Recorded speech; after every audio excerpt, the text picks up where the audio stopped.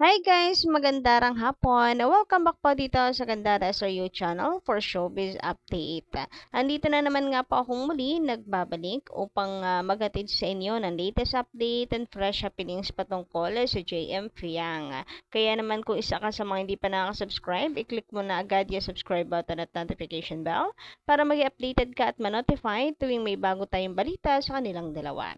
So eto na nga para po sa hapong ito ang atin pong tatalakayin ay tungkol dito sa recent live ni Fiang na kung saan talaga naman pong sumasabog din sa sobrang dami pong viewers. So grabe talagang na masasabi po nating magiging bankable star ng ABS-CBN itong si Fiang.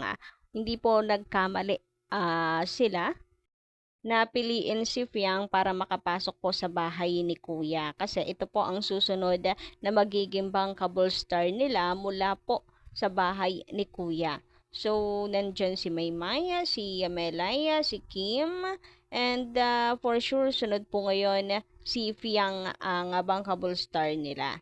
So, swerte nila, no? Ang dami pong fans ni Fiang. Halata naman po kasi napakarami pong bumoboto sa kanya. Ilang beses na po siyang na-evict. Pero dahil mahal po siya ng taong bayan, lagi po siyang nasisave at hanggang siya nga po ang maging big winner. Anyway, mas lalo nga pong nakikitaan ng mga fans ang success nitong si Fiang, lalo na kung ilalayag nila ang love team nilang dalawa ni JM kasi napakalakas nung dalawa sa taong bayan. Grabe, wala na pong ibang laman ata yung feed ko kundi puro JM Fiang. JM Fiang, napakalakas po kasi and sa X sa Twitter, almost 6 billion na po ang hashtag nilang dalawa. Grabe yun, nakikipagsabayan sa malalaki pong fandom. Kagaya ng Don Bell, Kim Pao, nakikipagsabayan itong JM Fiang. Anyway, isa po sa ikinatuwa ng mga fans nung live po nitong si Fiang, na game po siya doon sa kanyang mga viewers, sa mga kino-comment na kanyang viewers.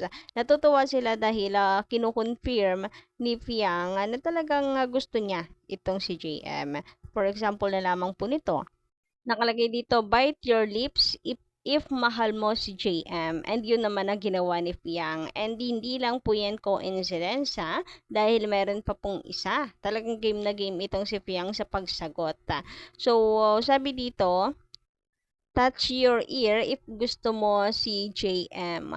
And yun din yung ginawa ni Piang. Grabe naman, Piang, wag kang ganyan. Maraming kinikilig na naman. Marami na naman ang hindi nakakatulog ng maayos dahil sa inyong dalawa. So, nakakatuwa lang dahil mukhang ilalaban din nitong si Fiang ang love team nila ni JM.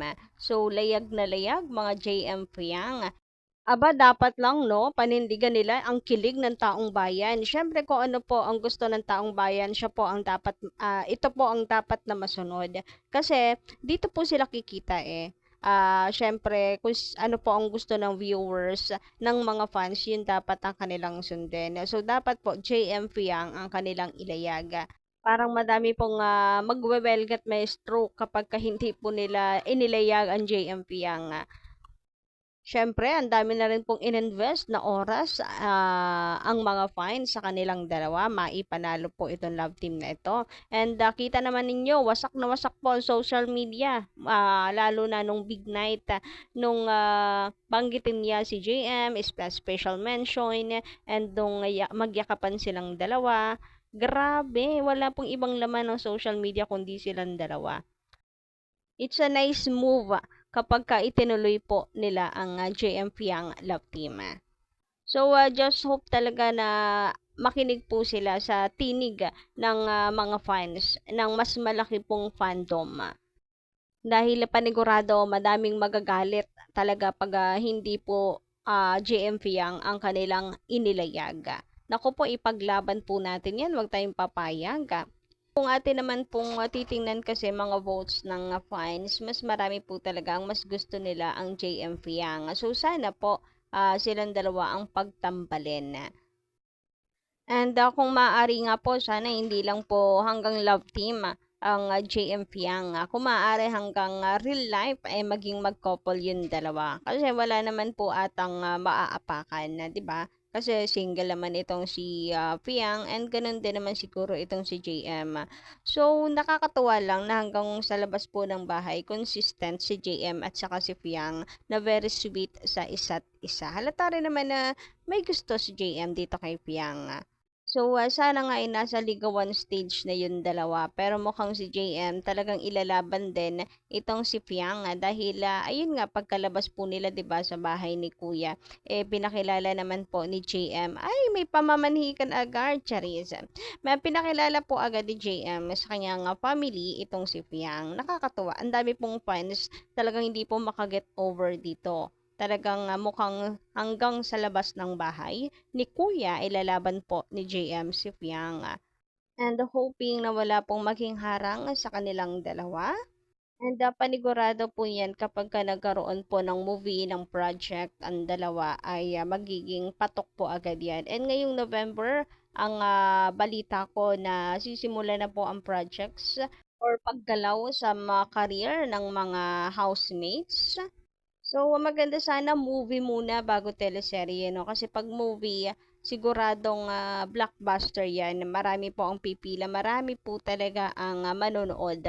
So, baka po talunin pa niyan ang Hello, Love, Goodbye. Kasi kita naman po natin kung gaano po ang impact ng JM Fiang Love Team sa taong bayan.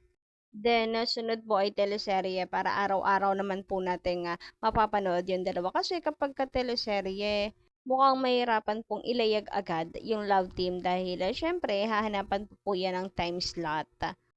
Anyway, may kumakalat po pala na finally sinagot na raw ni JM itong si Fiang. Naku, paalala lang guys, mukhang fake news po ito. Wag po tayo agad-agad basta maniwala. Pero sana kung maaari, sana. Pero sa ngayon ay baka nasa ano pa rin sila, getting to know each other sa labas. So, can't wait sa paglabas ng kauna-unahang project ni Sofia. So, inaabangan din sino magiging love team niya, lalo na't meron pong umuugong na balita na baka Jarviang ang ilalayag. Sana hindi. Pero, pwede naman, love triangle. Silang tatlo yung magkakasama po sa project. Ay, maganda yon. Natatawa nga po ako sa mga comments kasi marami na pong mga marami na pong nagsusulat ng kwento para po kay JM and Fiang. Marami ng marami na silang iniisip na magiging role, magiging projects ni JM at Fiang sa ABS-CBN. And ang trip nila nga ay yung mala Wattpad at saka may YP sa gangster kasi bagay kay Fiang yung gangsta, ganyan.